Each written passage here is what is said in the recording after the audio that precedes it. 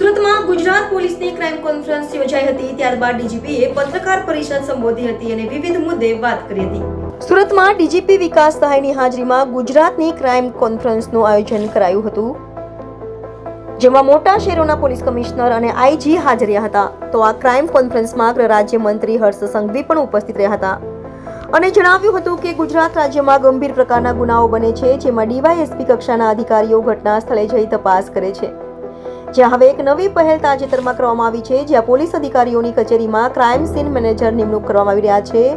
ગુનો કરનાર વ્યક્તિને તાત્કાલિક સજા મળે તે માટેના પ્રયાસ કરાયા છે, તો વધુ અસરકારક અને પ્રજાલક્ષી કાર્યક્રમ થઈ શકે તે માટેનો પ્રયાસ પોલીસ કરી રહી છે।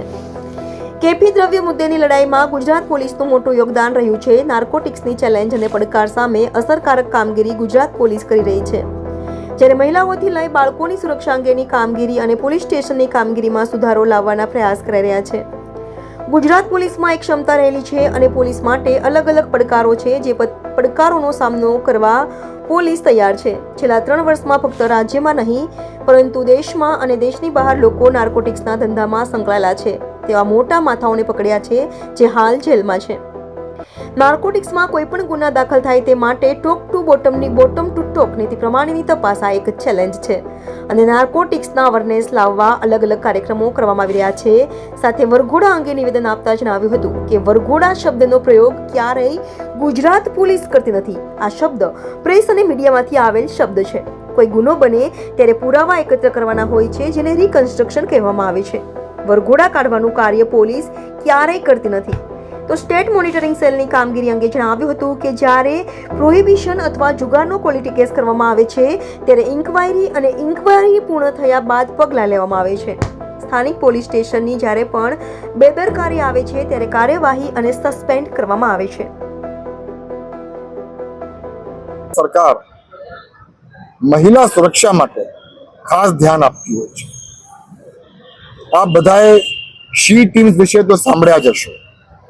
ગુજરાત રાજ્યના દરેક પોલીસ સ્ટેશનમાં શી ટીમની રચના કરવામાં આવી છે અને એ શી ટીમ્સના માધ્યમથી સિનિયર સિટીઝન્સ અને મહિલાઓની સલામતી અને સુરક્ષા અને કોમ્યુનિટી આઉટરીચ પ્રોગ્રામ્સ,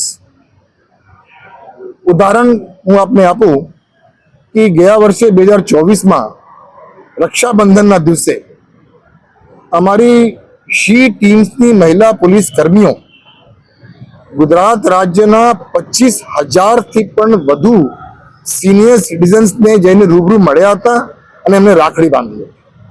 એટલે કોમ્યુનિટી આઉટરીચ પ્રોગ્રામ માટેનો એક પ્રયત્ન છે। એ જ રીતે ટીચર્સ ડેના દિવસે અમારી શી ટીમ્સ અને સ્થાનિક પોલીસ સ્ટેશનના અધિકારીઓ અને કર્મચારીઓ અલગ અલગ સ્કૂલ્સમાં જઈ 10,000થી પણ વધુ શિક્ષકોનું બહુમાન અને સન્માન જાહેરમાં કરવામાં આવ્યું અને એ પ્રકારે પ્રજા અને પોલીસ વચ્ચેનું એક સેતુ બાંધવાની પ્રયત્ન શી ટીમ્સ મારફતે થઈ છે। અમને થોડાક દિવસ પહેલા એક નિર્ણય ગુજરાત પોલીસ તરફથી લેવામાં આવી છે કે દરેક પોલીસ સ્ટેશનમાં એક સાંત્વના કેન્દ્રની રચના થાય। અગાઉ દરેક પોલીસ સ્ટેશનમાં 4 અલગ અલગ એકમો હતી। એક 181 અભયમ, પછી police station based support system, પછી વિમેન હેલ્પ ડેસ્ક અને ચોથો ચાઇલ્ડ વેલફેર પોલીસ ઓફિસર। એ ચારે ચાર મહિલા અને બાળકોની કાઉન્સિલિંગ, મહિલા અને બાળકોને માર્ગદર્શન, મહિલા અને બાળકોનું સલામતી અને સુરક્ષા માટે કામ કરતી હતી। પરંતુ આ ચારે ચારમાં કોઈ સંકલનનો અભાવના કારણે અમુક વખતે પ્રોબ્લેમ્સ થતું હતું।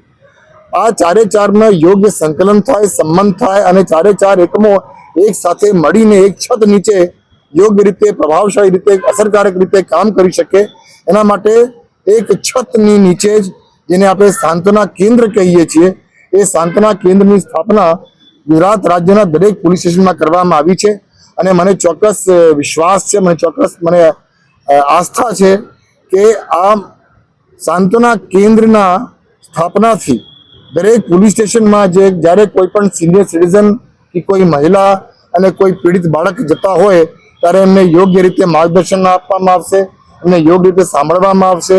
સંવેદનશીલતા, પોલીસની પ્રક્રિયામાં સેન્સિટિવિટી, સંવેદનશીલતા એ ખૂબ મહત્વ ધરાવે. કારણ કે વીઆઈપી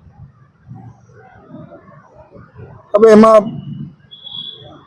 આ વરઘોડા શબ્દ જે છે એ વરઘોડા શબ્દનો ઉપયોગ ક્યારેક ગુજરાત પોલીસ કરતી નથી. વરઘોડા શબ્દનો પ્રયોગ ક્યારે પણ ગુજરાત પોલીસ અથવા ઇન્વેસ્ટિગેશનના પેપર્સમાં થતી નથી. અને વરઘોડા કરવાની પ્રથા, એ જે વરઘોડા શબ્દનો ઉપયોગ છે એ મોટા ભાગે પ્રેસ અને મીડિયાથી આવેલું એક શબ્દ છે. કોઈ પણ ગુનો બને એટલે એ ગુના માટે જે કે એવિડન્સ કલેક્ટ કરવાના હોય એ ખૂબ જરૂરી છે. અને એવિડન્સ કલેક્ટ કરવા માટે અમુક પ્રક્રિયાઓ અપનાવવાની હોય છે.